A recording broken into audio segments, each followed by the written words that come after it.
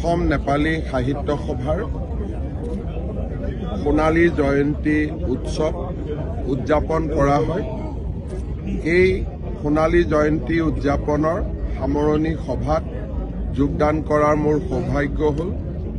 অসমৰ জাতীয় জীৱনলৈ নেপালী ভাষাৰ সাহিত্যিকসকলে যি বিশাল বৰঙণি আগবঢ়াই আহিছে তাৰ বিষয়ে আজি আমি একেলগে ৰোমন্থন কৰোঁ আৰু আমি সকলোৱে অসমৰ ভৱিষ্যতৰ বাবে অসমৰ ভাষা সংস্কৃতি সুৰক্ষিত কৰিবৰ বাবে ইতিবাচক বৰঙণি আগবঢ়াবলৈ সিদ্ধান্ত গ্ৰহণ কৰোঁ।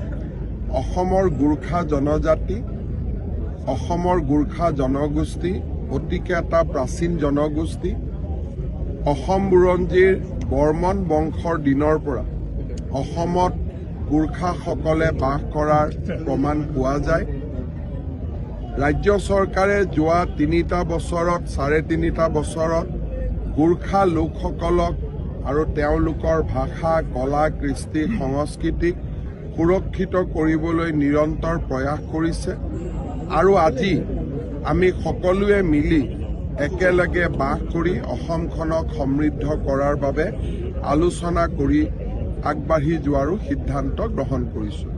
মই অসম নেপালী সাহিত্য সভা আৰু অসমৰ গোৰ্খা লোকসকলক আজিৰ এই সাহিত্য সভাৰ প্ৰাংগণৰ পৰাই পুনৰ এবাৰ অভিনন্দন আৰু শুভকামনা জনাইছোঁ।